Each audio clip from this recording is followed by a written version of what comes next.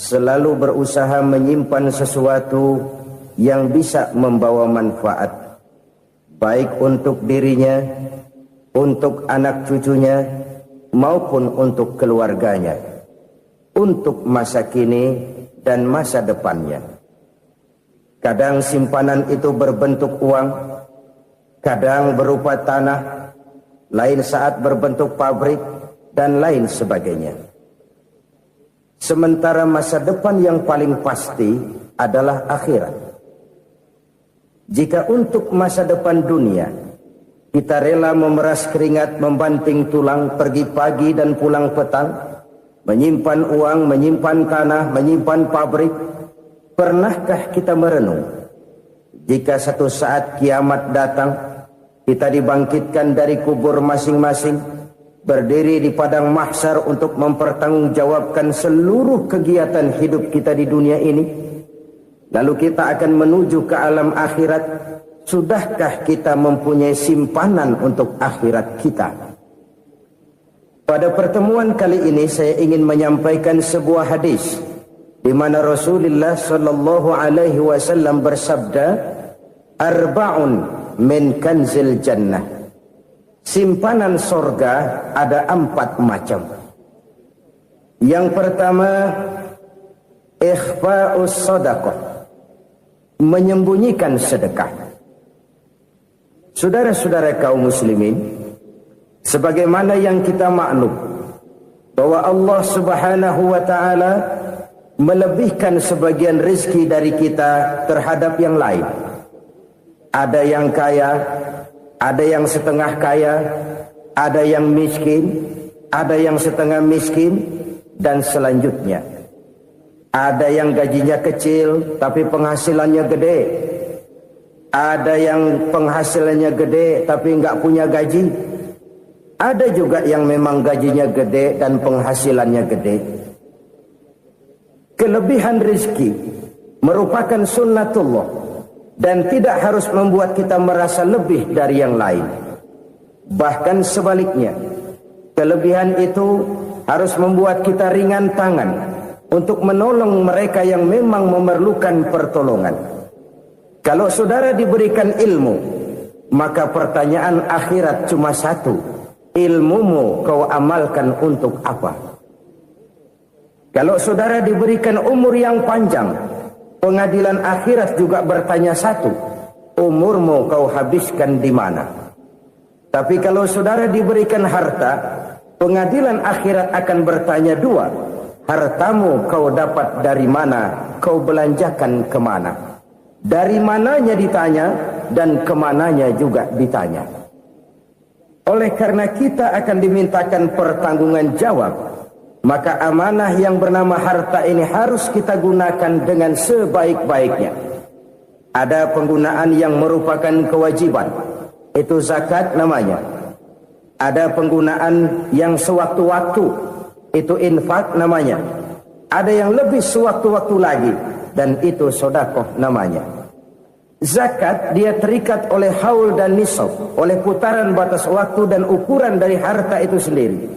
Sedangkan infak terikat oleh situasi dan kondisi perekonomian seseorang. Sedangkan sedekah tidak terikat dengan apapun.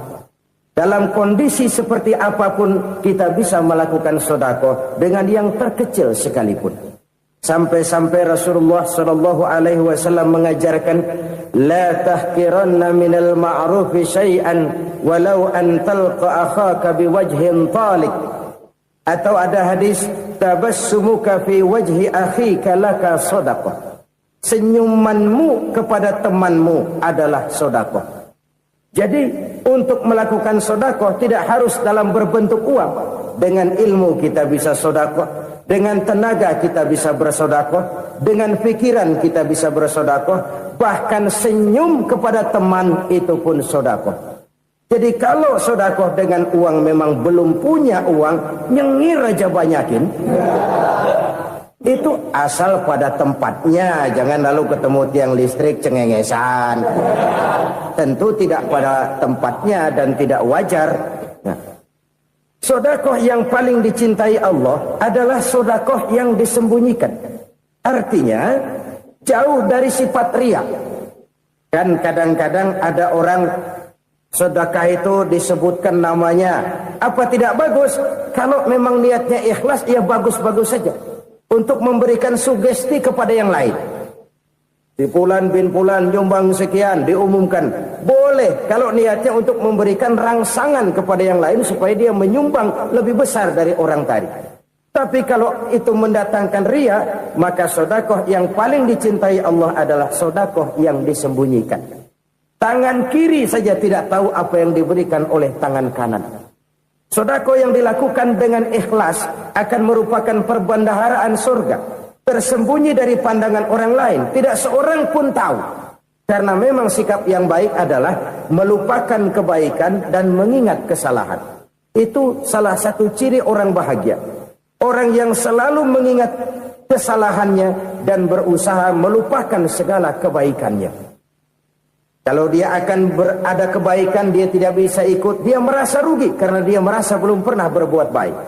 Tapi kalau akan melakukan kesalahan baru, dia ingat kesalahan yang sudah-sudah, sehingga terhalang baginya untuk melakukan satu kesalahan baru.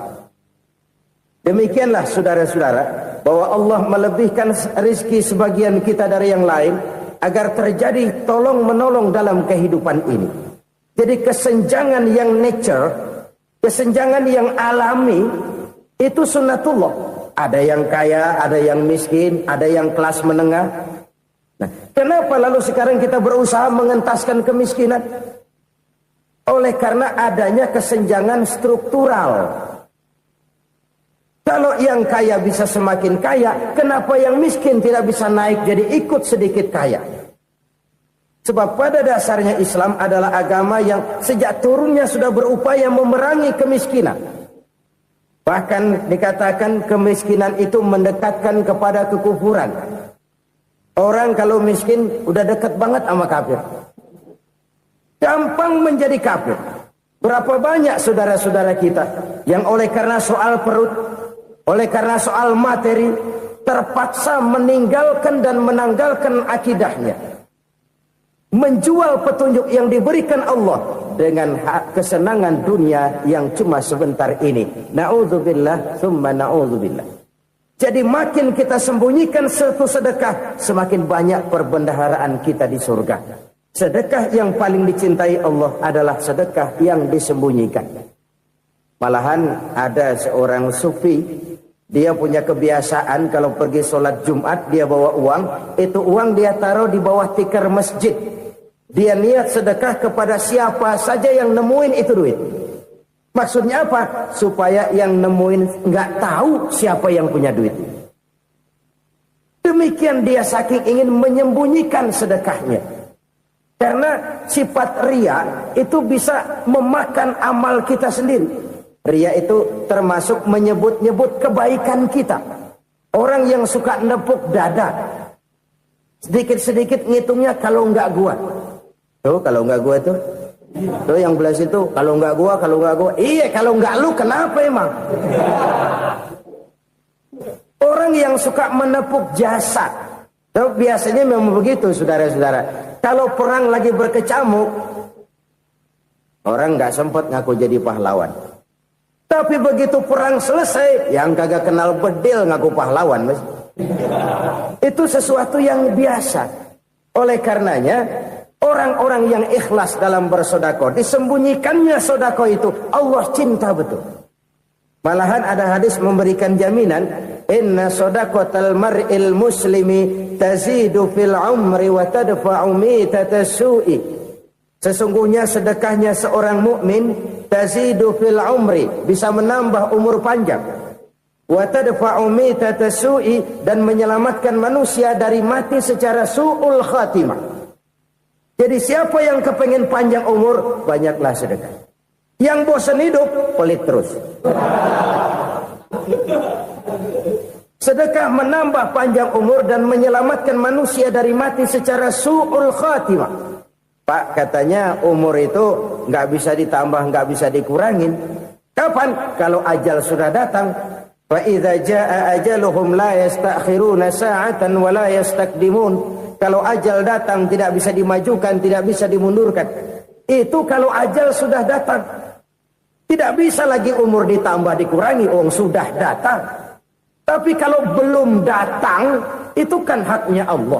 Mau ditambah, mau dikurangi, hak prerogatif Allah. Sebagai pencipta manusia, Allah Maha Kuasa dan Maha Mampu.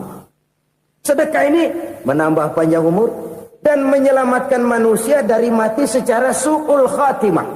Itu orang mati kan sama ya, kondisinya mati. Nggak nafas. Tapi hakikat mati kan lain-lain. Ada yang mati itu husnul khatimah, baik akhirnya.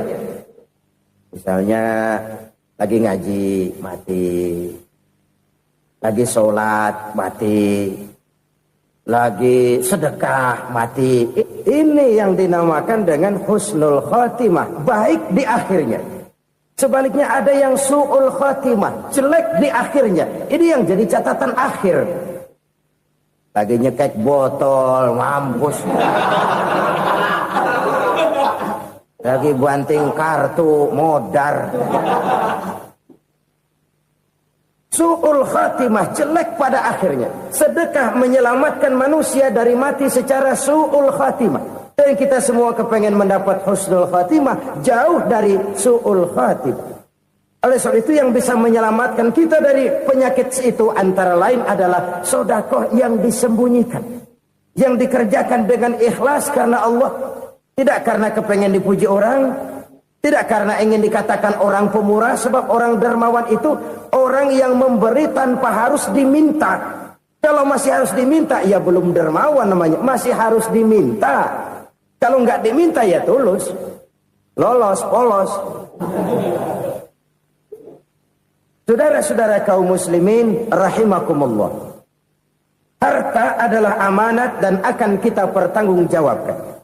Allah melebihkan rizki sebagian kita dari yang lain agar kita saling tolong menolong, bantu membantu. Nabi janjikan, siapa yang meringankan beban saudaranya muslim di dunia, Allah akan meringankan bebannya di akhirat nanti. Sebuah jaminan dari baginda Nabi. Si orang yang kita bantu barangkali tidak bisa membalas, Allah yang akan membalas lewat jalan lain yang tidak pernah kita sangka-sangka. Ada orang tanya, Pak, ini ada orang nyumbang masjid sambil marah-marah, bagaimana? Saya bilang sumbangannya aja ambil, marahnya jangan. Marahnya jangan diambil, itu urusan dia. Saudara-saudara kaum muslimin rahimakumullah.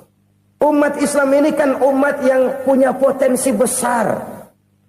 Kadang kita merenung, kenapa kadang-kadang pembangunan masjid kok lambat sekali? Kalau hotel hari ini peletakan pertama, bulan depan peresmian. Supermarket hari ini peletakan batu pertama, minggu depan peresmian. Tapi kalau sudah yang namanya masjid, kadang-kadang peletakan batu pertama sekaligus jadi batu terakhir. 3 tahun, 4 tahun, campur nebar jalak di jalanan, duit dijaring kayak ikan sepat. Apa tidak ada orang Islam yang kaya? Banyak. Apa tidak ada pengusaha muslim yang jadi konglomerat? Ada. Lalu yang belum banyak itu yang komit terhadap nilai-nilai agamanya. Akhirnya kita jatuh jadi umat yang lemah.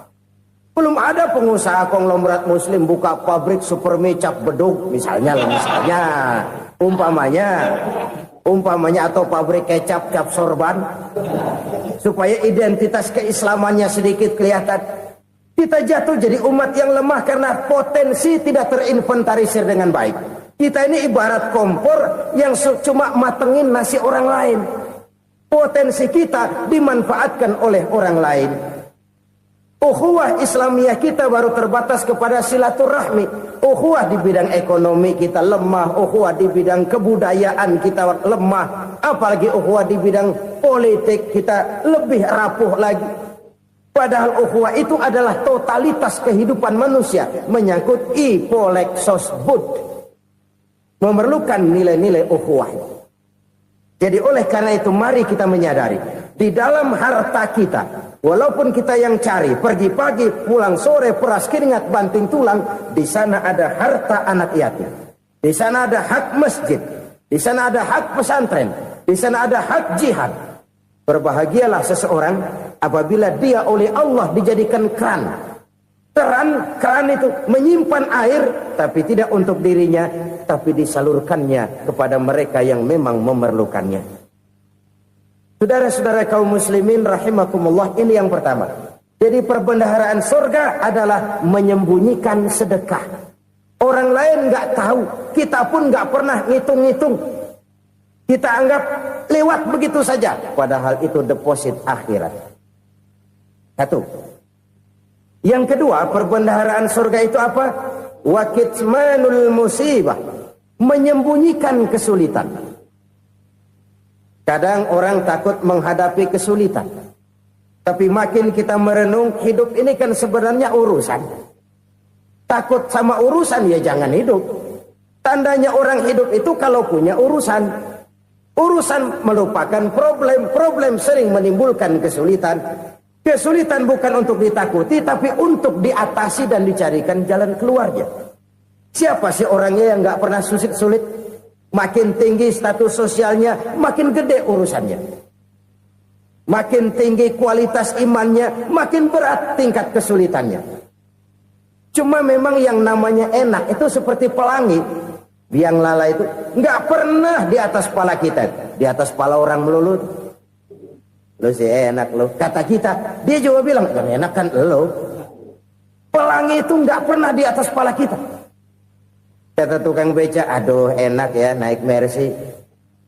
Kata tukang beca, apa yang di dalam mobil Mercy? Aduh enak bener tukang beca, di jok ngeringkuk ngorok pulas bener. Saya kamar pakai AC, sejuk, tempat tidur sutra, empuk, alga, spring bed, kulak kulik, nggak bisa pulas kalau belum minum Valium, belum tidur. Enak bener tukang beca, di jok ngorok nggak tahu wetan kulon. Si tukang beca bilang yang di Mercy enak, yang di Mercy bilang tukang beca enak. Inilah enak, nggak pernah di atas kepala kita, di atas kepala orang lain melulu enak itu. Nah, saudara-saudara, yang merupakan perbendaharaan surga itu orang yang bisa menyembunyikan kesulitan, baik pribadi ataupun rumah tangga. Nih terutama rumah tangga yang jadi soalnya. Kadang-kadang kita ini kalau senang, sebaliknya kalau senang kita diam, kalem aja, cuek. Banyak banget duit kita bawaan, diam aja udah. Malah ketemu orang takut. Tapi begitu susah, sekampung tahu. Padahal Nabi mengajarkan perbendaharaan surga itu menyembunyikan musibah, menyembunyikan kesulitan. Kalau enak, cerita sama orang-orang. Kalau nggak enak, rasain sendiri, tekan sendiri, atasin sendiri. Kita kan sebaliknya, tenang kita diam, asal lagi susah, paling tidak kita nyari teman buat cerita kesusahan. Siapa orangnya yang nggak pernah susah? Cuma soalnya bagaimana kita mengatasi kesusahan itu sendiri. Begitu juga misalnya kalau orang sudah berumah tangga, itu orang tuanya harus menjadi tempat dia cerita yang enak-enak saja. Yang nggak enak rasain berdua, selesaikan berdua, atasin berdua. Jangan dibalik. Asal senang diam, giliran susah saja. Maknya laporan. Terbalik. Bisa menjaga security informasi. Maka nama bayam keluar diem, malah seluitan. Enak amat lo makan daging ayam. Security informasi. Saudara-saudara kaum muslimin rahimakumullah. Ujian yang terberat itu yang pernah diberikan kepada para nabi, para rasul, para aulia, para ulama. Makin tinggi keimanan, makin berat bentuk kesulitan. Ayo saya kemukakan satu contoh saja. Ada seorang nabi yang kaya, nabi kaya, namanya Nabi Ayub. Iblis kalau orang begini kan keki, ibadahnya rajin, kaya. Nih yang kayak begini susah digodain. Kalau ibadahnya rajin, miskin, kali bisa disogok. Sini imannya mantap, ibadahnya rajin, kaya, nabi lagi. Tapi namanya iblis, nggak kurang akal. Laporan, Tuhan, kenapa Les? Ya ini bahasa saya, bahasa Qur'annya sih nggak gitu. Itu hambamu yang namanya Ayub, dia rajin ibadah cuma karena dikasih kaya aja. Coba kasih miskin dia, berhenti dia sembahyang. Ah, kamu bisa aja. Saya tahu Ayub itu hambaku yang ikhlas. Saya buktiin Tuhan, silahkan. Dibuktiin lah, iblis turun ke alam ini. Yang mula-mula dia lakukan, dia rusak sawah ladang Nabi Ayub. Dia binasakan binatang ternak Nabi Ayub. Sehingga dalam waktu singkat, jatuhlah Nabi Ayub dari orang paling kaya, jadi orang paling miskin. Beliau masih ibadah di mihrab dalam masjid. Datang iblis. Saudara Ayub, ya. Lagi ngapain? Ibadah. Nyembah Allah, nyembah Allah. Oh, percuma. Kenapa? Tuhan yang ente sembah nih, dia udah bikin miskin ente. Sawah ladang ente hancur lebur, binatang ternak binasa. Sekarang ente jadi orang paling miskin. Ngapain nyembah Tuhan kayak begitu? Tekor. Udah berhenti dah ibadah, berhenti ibadah. Ini iblis sama Tuhan laporannya lain, yang dikerjakan kepada Nabi Ayub juga lain. Benar begitu iblis, kata Nabi Ayub. Iya, sawah ladang saya habis, buras. Binatang ternak saya binasa, binasa. Saya miskin, bangpak. Apa jawab Nabi Ayub? Bukan innalillahi, ya, ini hebat. Alhamdulillahillazi a'tani wa akhadha minni. Segala puji bagi Allah yang telah memberikan harta kepada saya dan sekarang mengambilnya lagi. Alhamdulillah. Allah yang ngasih, Allah yang ambil. Itu mah urusan Allah. Iblis cuman ibadah jalan terus, sujud lagi Nabi Ayub. Iblis seleher gondok banget. Dasar Nabi nggak mempan dia apa-apain. Miskin malah alhamdulillah. Allah yang ngasih, Allah yang ambil.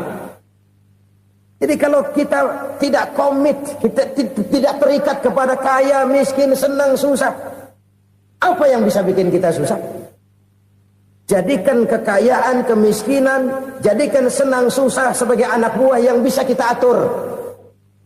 Jangan kekayaan ngatur kita, jangan kemiskinan ngatur kita. Kita yang harus mengatur mereka. Senang, susah, kaya, miskin, bahagia, sengsara, jadikan itu anak buah yang bisa kita atur.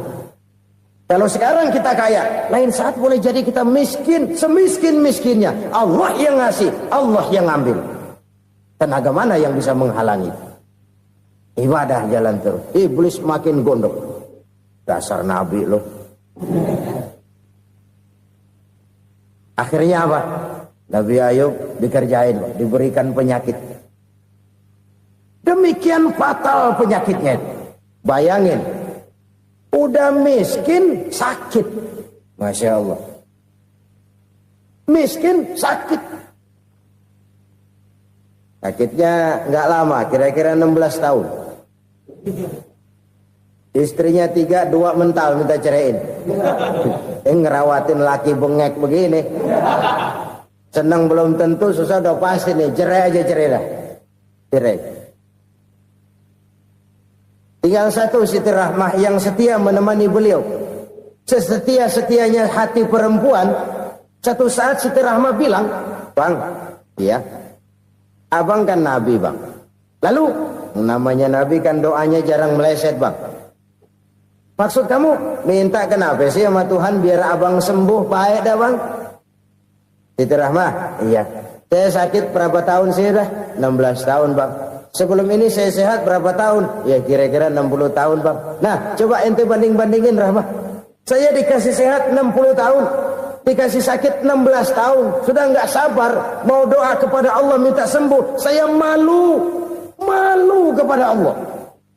Diuji dengan yang luar biasa seperti ini, tidak mengganggu stabilitas kehambaannya. Dia tetap menghamba kepada Allah Subhanahu wa ta'ala. Saudara-saudara kaum muslimin rahimakumullah. Kunci menghadapi kesulitan itu apa? Allah jelaskan dalam satu ayat, wa basyiris sabirin alladzina iza asabathum musibah qalu inna lillahi wa inna ilaihi raji'un.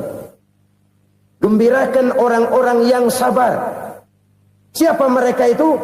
Yang apabila mendapat musibah mereka kembali kepada keyakinan dasar, segalanya dari Allah dan segalanya akan kembali kepada Allah.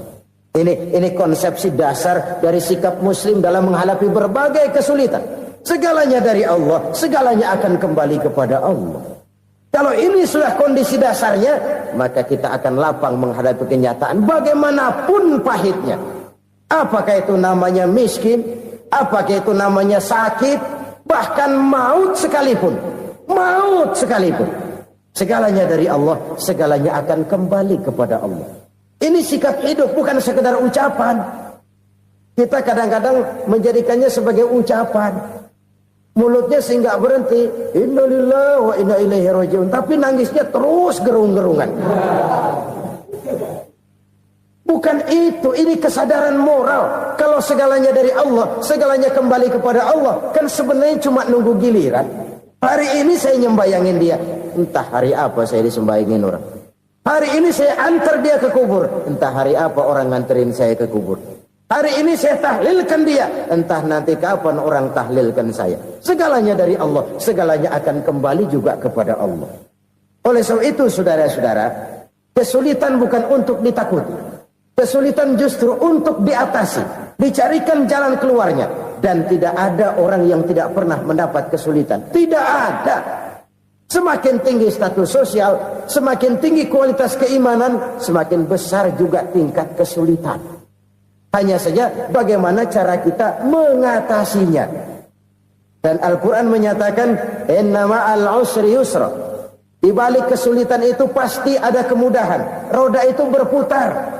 Karena itu Rasulullah sallallahu alaihi wasallam mengingatkan kepada kita, ta'arraf ilallahi fir raha ya'rifka fis syiddah.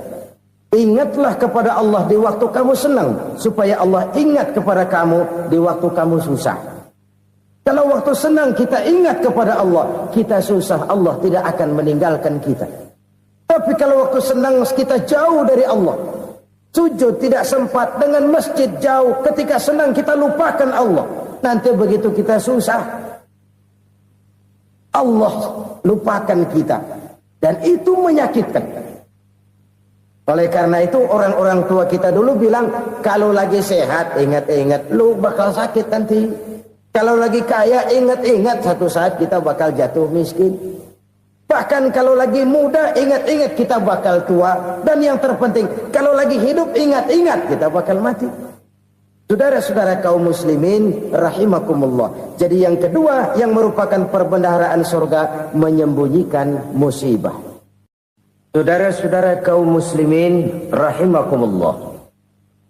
Hal ketiga yang merupakan perbendaharaan surga adalah wasilatur rahmi. Orang yang suka bersilaturahmi. Sebagaimana yang kita maklum bahwa manusia adalah makhluk yang disebut zon politika. Makhluk sosial yang tidak mungkin hidup sendiri-sendiri.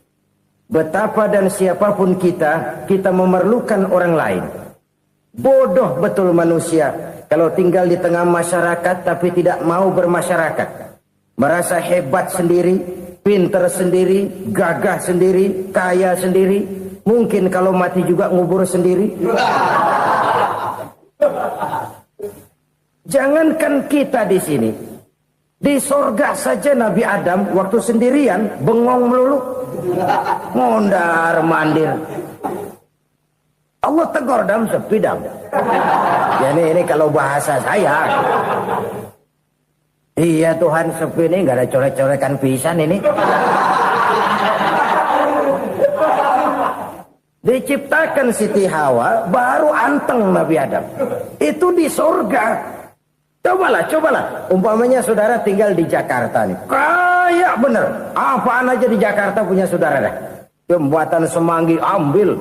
Monas, Buntel bawa pulang. Hotel-hotel ambil semua. Cuman tinggal di Jakarta sendirian, apa enaknya? Betapa dan siapapun kita perlu orang lain. Tidak ada seorang pun yang bisa memenuhi kebutuhan hidupnya secara sendiri-sendiri. Nah, Islam telah menyelamatkan manusia dari ras diskriminasi. Mengikat manusia dengan persaudaraan yang berlandaskan kepada akidah. Karena itu dianjurkan bersilaturahmi.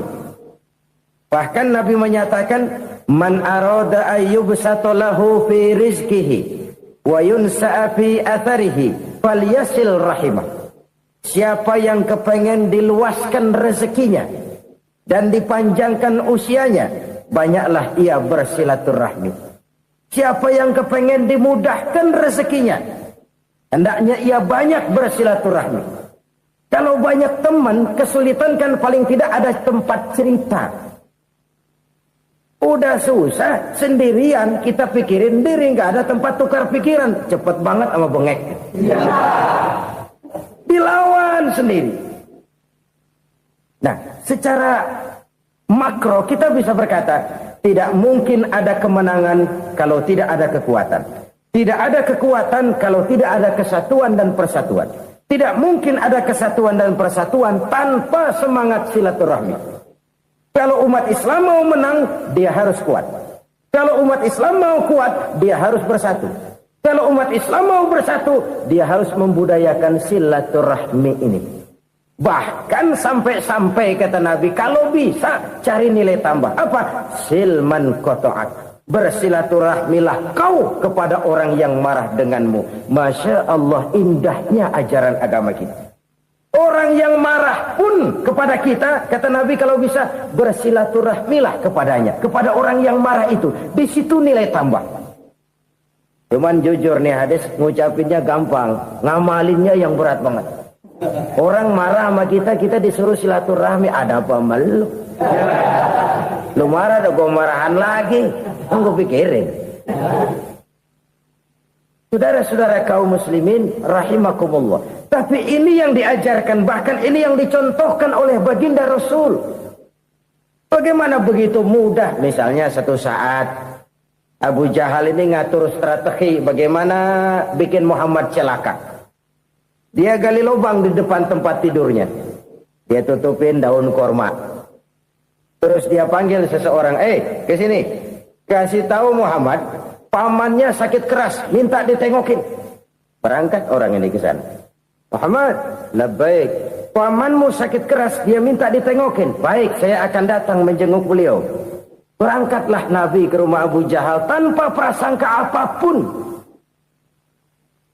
Abu Jahal udah pasang setil, selimut 3 rangkap setengah dipakai, persis kayak orang meriang.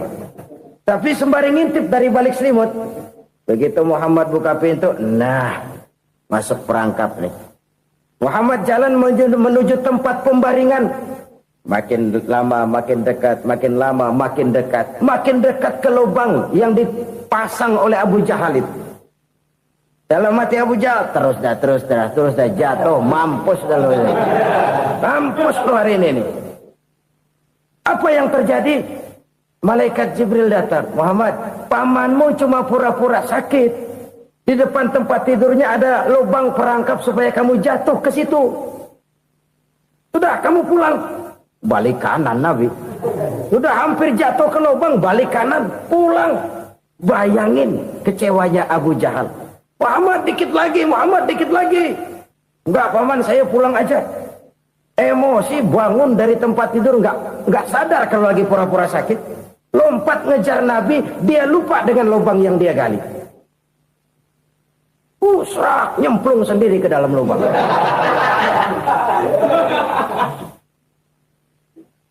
Nabi terus berlalu. Ini terjadi keanehan. Jatuh ke lubang yang dia gali itu sebenarnya nggak terlalu dalam ya, antara 3-4 meteran lah. Tolong saya jatuh ke lubang ini. Datanglah pelayan-pelayannya itu. Angkat saya dari sini. Yang ngulurin tambang. Satu gulung, belum juga nyampe itu tambang. Kurang, beli lagi ke warung. Sambung, ulur lagi, nggak juga bisa sampai. Wah ini kerjaan Muhammad ini. Tolong siapa salah seorang kamu ke rumah Muhammad, kasih tahu encangnya kecebur. Minta ditolongin. Sampaikan kepada Rasul. Kenapa? Pamanmu jatuh ke lubang, Muhammad minta tolong diangkatin. Tambang udah nyambung-nyambung nggak nyampe juga. Ya nanti saya datang saya tolong. Coba. Nyata-nyata orang berniat jahat mau mencelakakan dia. Datang dia menolong. Ini yang disebut air tuba dibalas air susu ya ini. Bukan sebaliknya. Air tuba dibalas air susu. Paman, kecebur ya? Iya Muhammad, tolong ini. Pegang tangan saya. Nabi ulurkan tangannya. Nyampe. Dipegang oleh Abu Jahal. Diangkat ke atas. Sampai atas. Apa kata Abu Jahal? Sihirmu memang hebat Muhammad. Udah ditolongin dikata sihir. Yang enak kita kemplang kan itu orang begitu. Urusan apa? Tapi inilah akhlak. Kalau bisa kamu bersilaturahmilah dengan orang yang marah kepadamu sekalipun. Orang marah kita tetap baik. So, kalau kita berbuat baik sama orang yang memang baik, rasanya sih biasa-biasa aja. Orang baik kita baik lagi, ya draw aja, belum ada nilai tambah di situ. Baru ada nilai tambah kalau kita bisa berbuat baik kepada orang yang nyakitin kita. Itu namanya kita setingkat di atas dia. Dia sakitin kita, kita berbuat baik sama dia. Dia pelit sama kita, kita baik sama dia. Dia marahin kita, kita deketin dia. Di situ kita punya nilai tambah. Jadi siapa yang ingin diluaskan rezekinya kata Nabi dan dipanjangkan umurnya, hendaklah ia banyak-banyak bersilaturahmi. Sederhana sebenarnya silaturahmi, tapi silaturahmi membangkitkan semangat kesatuan dan persatuan. Kesatuan dan persatuan melahirkan kekuatan. Dalam matematika 1 ditambah 1 pasti 2. Tapi di tengah masyarakat 1 orang takut ditambah 1 orang takut, hasilnya jadi 2 orang setengah berani. Kenapa setengah berani? Karena udah berdua. Tadi pan takut sendirian. Kalau dia kumpul turu-turu takutlah jadi berani. Kita yang lemah, kita yang tidak berdaya, kita yang miskin, kalau mau kompak bersatu, apa yang nggak bisa kita kerjain? Apalagi tinggal di kota besar, pilihan cuma 2. Bertahan atau minggir. Bertahan atau minggir. Untuk bisa bertahan harus mampu bersaing. Untuk mampu bersaing harus punya keahlian. Keahlian harus ditunjang dengan pendidikan. Ditambah oleh kekompakan sebagai umat. Udah miskin mencar mulu, orang injak kita. Orang nggak pandang urusan apa malu. Oleh karena itu silaturahmi pada hakikatnya merupakan ruh dari ukhuwah yang diajarkan oleh agama kita. Bagaimana Islam menyelamatkan masyarakat manusia dari ras diskriminasi, mengikat manusia, dan tidak ada persaudaraan yang lebih indah selain persaudaraan yang diikat dengan nilai-nilai akidah. Sepanjang orang di jalan Allah, itulah saudara kita. Keluar dia dari jalan Allah, selesailah persaudaraan sampai di situ. Karena itu, kalau ingin menyimpan sesuatu di surga, banyaklah bersilaturahmi. Datang ke rumah ini, datang ke rumah itu, dan lain sebagainya. Itu simpanan kita di akhirat nanti. Ini yang ketiga.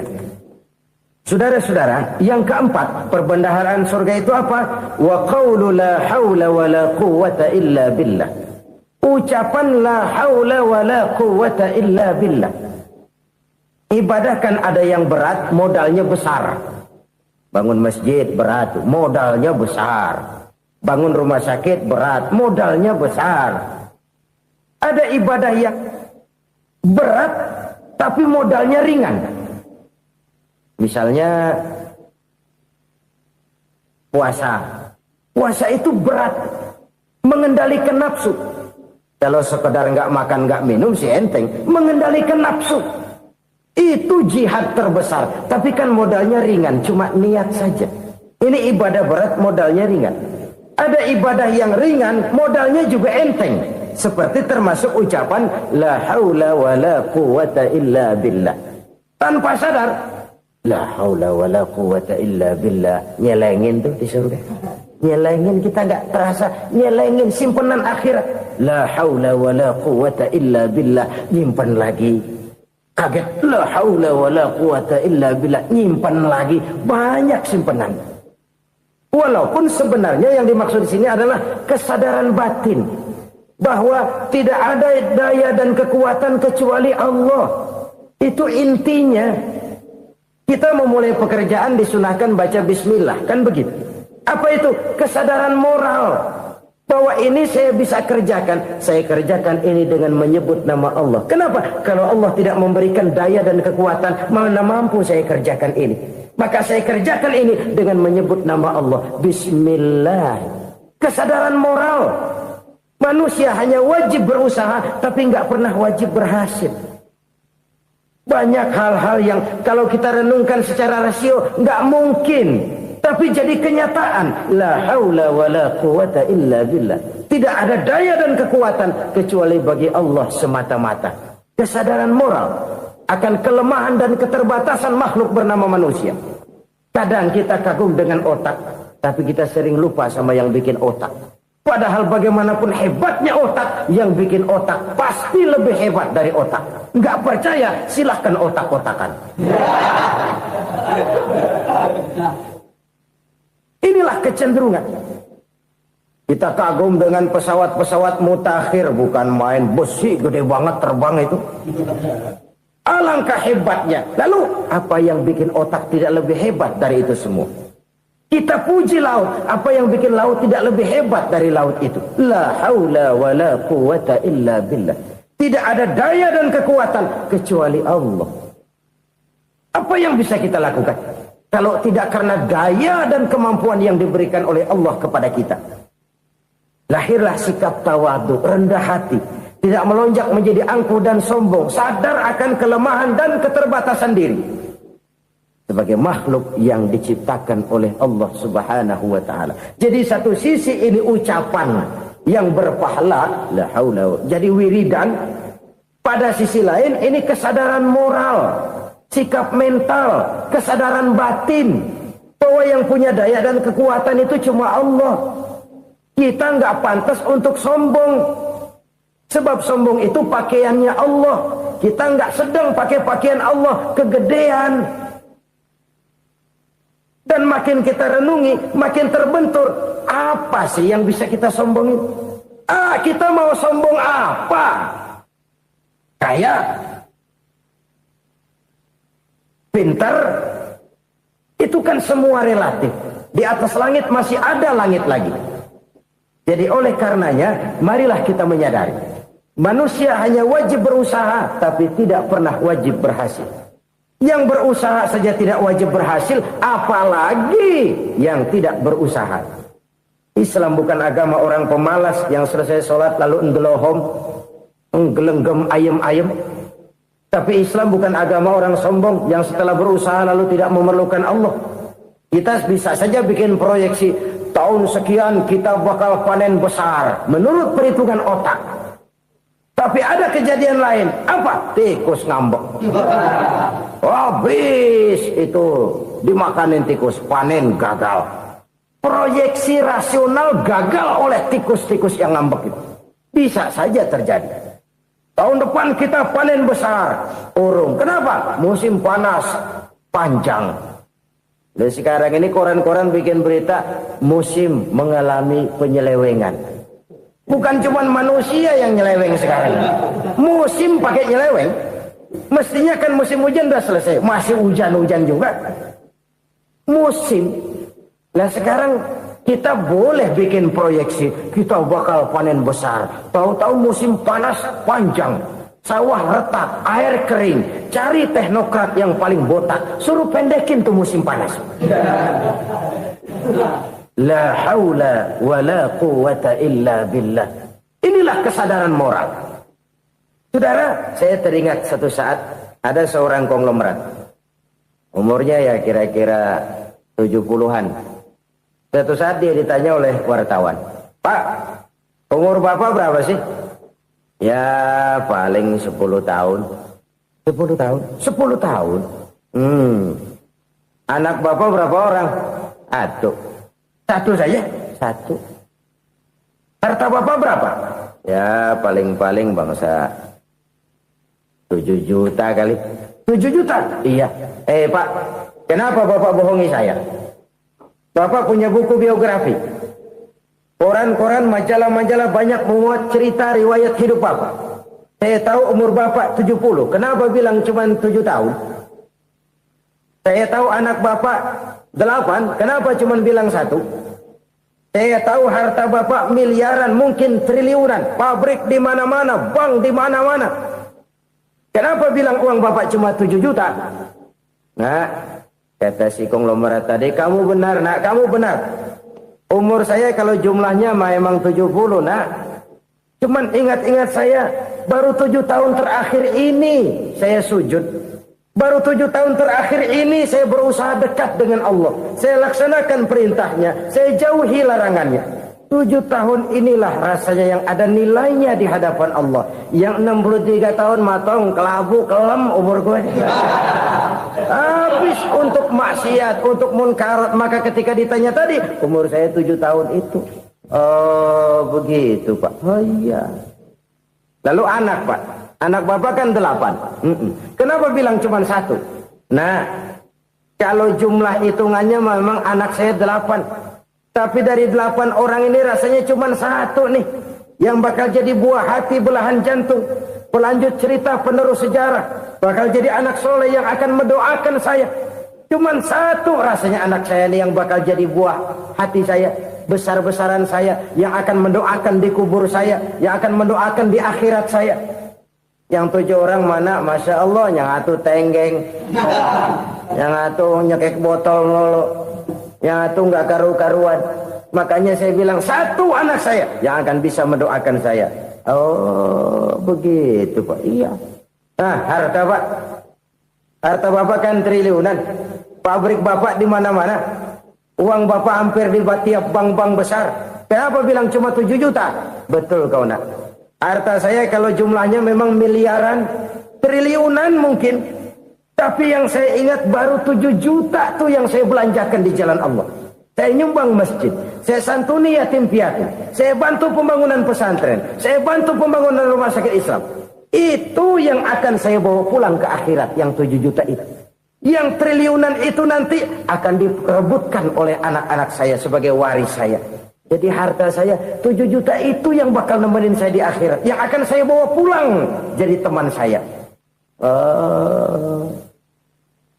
Saudara-saudara kaum muslimin, jangan-jangan orang tua itu adalah kita-kita ini.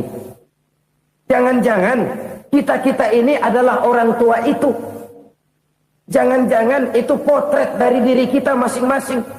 Dari sekian umur yang diberikan Allah, berapa tahun yang ada nilainya di hadapan Allah? Dari sekian anak-anak yang merupakan amanah, berapa yang akan mendoakan kita sebagai orang tuanya menjadi anak soleh?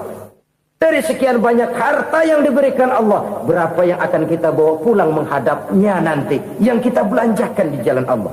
Ini sebuah potret kehidupan. Karena itu kita kembali kepada la haula wa la quwata illa billah. Kita wajib berusaha, kita wajib berikhtiar. Selebihnya, segala daya dan kekuatan hanya milik Allah saja semata-mata. Satu kesadaran batin dari setiap pribadi muslim. Setelah ia berusaha dan berikhtiar, ia menyerahkannya kepada Allah Subhanahu wa ta'ala. Jadi, satu sisi ini merupakan wiridan ucapan yang mengandung pahala. Pada sisi lain, ini merupakan sikap batin dari seorang muslim di dalam ia menghadapi realitas kehidupan ini. Saudara-saudara kaum muslimin, rahimakumullah. Kalau ini kita jadikan satu basis kehidupan, maka ini akan menyelamatkan manusia dari kemungkinan tergelincir menjadi orang yang lupa diri dan lupa darat. Sebab itu Imamul Ghazali berpesan, jadidis safinah fa innal bahra amiq, wa khuziz zad fa inna safara ba'id, wa khaffifil hamla fa innal hamla sadid. Perbarui selalu kapalmu karena lautan sangat dalam. Bawa bekal yang banyak karena perjalanan ini sangat jauh. Ringankan beban karena kebanyakan beban akan menyakitkan. Alangkah indah kalimat ini, alangkah dalam makna yang terkandung di sana. Perbarui selalu kapalmu karena lautan sangat dalam. Apa artinya ini? Jaga mentalmu baik-baik. Pelihara imanmu baik-baik karena hidup penuh cobaan seperti lautan. Kita kalau berlayar di lautan kan kadang-kadang tenang, angin bertiup sepoi-sepoi basah. Jika malam datang bintang gemintang bertabur menghias cakrawala. Rembulan memantulkan sinarnya dengan indah. Dalam keadaan begitu berlayar enak. Tapi lain saat ombak menggunung, halilintar menyambar, angin topan bertiup. Berapa banyak sudah saudara-saudara kita yang tenggelam di lautan dunia tanpa sadar bahwa dia belum sampai kepada pantai yang akan dituju. Berapa banyak sudah saudara-saudara kita yang tenggelam di lautan dunia ini tanpa sempat bangkit lagi. Dia menyangka sudah sampai kepada tujuannya. Hati-hati kapal jangan sampai bocor karena lautan sangat dalam. Iman ini jaga baik-baik karena hidup penuh dengan ujian. Wa khuzizat fa inna safara ba'id. Bawa bekal yang banyak karena perjalanan sangat jauh. Saudara mau ke Bandung, bawa duit. Saudara mau ke Surabaya, banyakkan lagi duitnya. Saudara mau ke Mekah, gepokan, iketan tuh duit nggak lembaran lagi. Makin jauh perjalanan, makin banyak bekal yang harus kita bawa. Kalau saudara dari Jakarta mau ke Surabaya, kagak bawa duit berangkat juga, itu sih bukan berani namanya, nekat. Sampai Surabaya belum tentu, sengsara di jalan udah pasti. Kenapa? Nggak bawa bekal berangkat. Sama juga kita nih, misalnya belum sempat sembahyang, mati. Waduh, berani banget orang. Belum punya bekal, mati. Sengsara di jalan. Atau bekal tidak cukup. Dari Jakarta saudara mau ke Surabaya, bawa duit 500 perak. Paling jauh Cikampek nyampenya itu. Paling jauh itu. Antara jauhnya perjalanan dengan bekal yang saudara bawa tidak seimbang. Hidup ini perjalanan panjang. A walking tour. Dimulai dari alam arwah. Sebelum jasad diciptakan, roh diciptakan lebih dulu. Dari situ pindah ke alam rahim. Dari alam rahim pindah ke alam dunia. Dari alam dunia pindah ke alam barzah. Baru menuju akhirat. Satu perjalanan panjang. Kalau bekal tidak bawa, sengsara di jalan. Bawa bekal yang banyak karena perjalanan ini sangat jauh. Wa khaffifil hamla, ringankan beban karena beban itu cuma akan menyulitkan. Kalau bekal itu sih keperluan, tapi beban nggak kita perluin, cuma ngeberat-beratin. Apa ini beban? Dosa. Kecurangan, kebatilan, kezoliman, ketidakadilan, kesewenang-wenangan. Itu akan jadi beban kita di akhirat. Alangkah celakanya, perjalanan panjang, bekal tidak bawa, beban kelewat banyak. Alamat sengsara di jalan. Pahala tidak ada, dosa berlipat ganda. Na'udzubillah, summa na'udzubillah. Kalau kita rangkum nasihat Al-Ghazali dengan kisah si konglomerat tadi, kita akan mengambil kesimpulan. Pertama, bekal terbaik dalam menghadapi gejolak kehidupan ini tidak lain adalah iman. Yang kedua, pahala dan dosa. Dua hal kontroversial. Pahala adalah bekal, dosa adalah beban. Tapi kita sekarang kan tidak begitu terangsang kepada yang abstrak. Orang berlomba mencari yang konkret-konkret saja. Yang real. Kalau memang dosa, benjol dong. Kira-kira begitu. Kira-kira begitu. Persis orang Yahudi dulu. Orang Yahudi itu kan pernah minta kepada Nabi Musa. Ya Musa, lan nu'mina laka hatta narallaha jahrah. Musa, kami nggak bakal mau beriman kepada Allah kalau belum kami lihat Allah ada nongkrong di depan kami. Kalau memang Tuhan ada, taruh dong di depan kami. Mau yang konkret-konkret saja. Kalau memang dosa, benjol dong. Kalau memang pahala, berasa dong. Orang terangsang kepada yang real, yang konkret-konkret saja.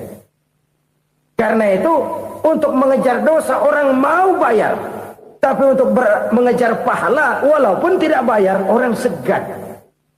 Ini yang dikatakan oleh Nabi, kamu mengharapkan ke surga, tapi kamu berat melaksanakan sesuatu yang bisa membawa kamu ke surga. Kamu ingin jauh dari neraka, tapi tiap saat kamu lakukan perbuatan-perbuatan yang justru menjerumuskan kamu ke neraka. Idda'aitum an-najata minan nar wa ramaitum fiha anfusakum. Kamu ingin selamat dari neraka, tapi kamu lemparkan diri kamu ke neraka. Kamu ingin masuk surga, tapi berat sekali kamu melakukan perbuatan-perbuatan yang bisa menyampaikan kamu di surga. Saudara-saudara kaum muslimin rahimakumullah. Jadi hal keempat yang merupakan perbendaharaan surga adalah la haula wa la quwata illa billah. Satu sisi ini merupakan ucapan yang memperberat timbangan akhirat. Pada sisi lain ini merupakan sikap hidup seorang muslim.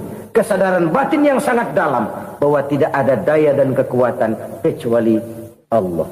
Dan itu kita simbolkan pada saat memulai pekerjaan dengan bismillah, dengan menyebut nama Allah. Satu kesadaran moral, saya hanya bisa melakukan ini karena diberikan daya dan kekuatan oleh Allah. Lahirlah sikap tawadu, rendah hati, tidak melonjak menjadi angkuh dan sombong. Saudara-saudara, sampai sini dulu jumpa kita kali ini. Semoga 4 perbendaharaan surga ini dapat kita lakukan, yang kelak akan merupakan bekal kita di kemudian hari nanti. Amin ya rabbal alamin. Bapak-bapak, ibu-ibu, saudara-saudara kaum muslimin rahimakumullah.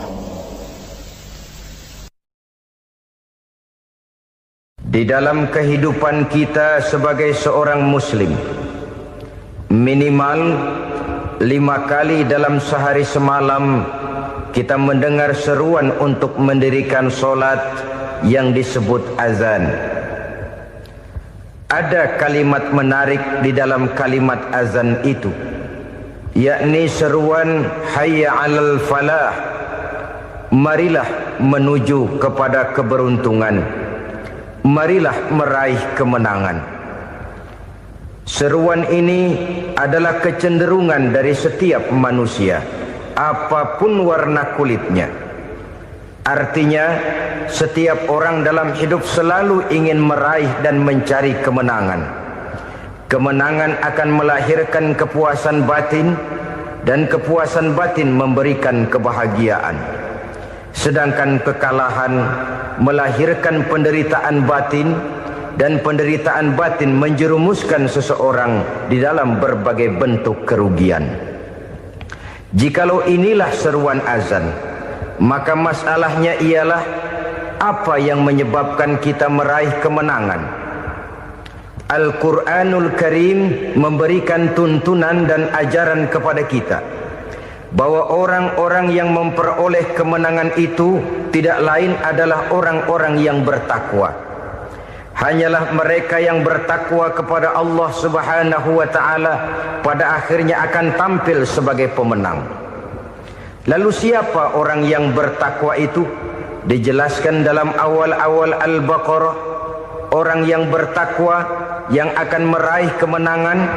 Pertama, allazina yu'minuna bil ghaib, yaitu orang-orang yang beriman kepada yang gaib. Percaya bahwa ada alam yang gaib, alam yang abstrak, alam yang tidak bisa dijangkau oleh salah satu daripada panca indera kita. Mereka percaya dan beriman kepada adanya malaikat, beriman kepada adanya iblis dan jin, beriman kepada adanya alam kubur, beriman kepada adanya alam mahsyar, beriman kepada adanya alam akhirat, beriman kepada adanya surga dan neraka. Beriman bukan cuma sekedar beriman dalam ucapan bibir saja, tetapi beriman yang nilai iman itu mampu mewarnai gerak dan gaya hidupnya. Iman yang meresap sampai ke tulang sumsum, kemudian memberikan dampak positif di dalam kehidupan manusia. Alam, kita tahu, adalah sesuatu yang selain Allah, dan Allah bukanlah alam. Apapun namanya selain daripada Allah, itu adalah alam. Alam pada hakikatnya terbagi menjadi 2. Ada alam syahadah, alam nyata, alam konkret, alam yang bisa dijangkau oleh salah satu indera kita. Kemudian ada alam ghaib, alam yang tidak bisa dijangkau oleh panca indera kita, alam metafisika, alam abstrak, alam yang wajib kita imani keberadaannya. Kita percaya bahwa malaikat itu ada, Kita percaya kepada jin, bahwa jin itu ada. Kita percaya kepada adanya iblis dan setan. Bukan percaya kepada iblis dan setannya, percaya bahwa iblis dan setan itu ada. Itu termasuk salah satu daripada sifat orang yang bertakwa kepada Allah. Saudara-saudara kaum muslimin rahimakumullah, kecenderungan pembangunan yang lebih bersifat materialistis biasanya menggeser aspek kehidupan rohani. Orang berpikir empiri, dan dalam pola pikir yang demikian maka alam gaib tidak lagi mendapat perhatian. Aspek kehidupan yang bersifat rohaniah malah mulai ditinggalkan. Akibatnya terjadilah kepincangan di dalam kehidupan kita. Pernah ada satu pengalaman pribadi dalam perjalanan kembali ke tanah air. Dalam pesawat di sebelah kanan saya duduklah seorang Jerman namanya Heiner Simonsen. Iseng saya ajak kenalan, saya ajak ngobrol, saya tanya dia. Saya bilang, Mas Heiner ini, kalau pesawat yang kita tumpangi ini jatuh ke bawah, kira-kira apa yang bakal terjadi, Mas? Dia bilang, kita semua akan mati. Begitu? Iya. Oke. Apa itu mati? Tanya saya. Dia bilang, untuk tahu apa itu mati, kita harus tahu lebih dahulu apa itu hidup. Saya pikir nih bule bisa ngomong juga. Baiklah kata saya. Apa hidup menurut Anda itu?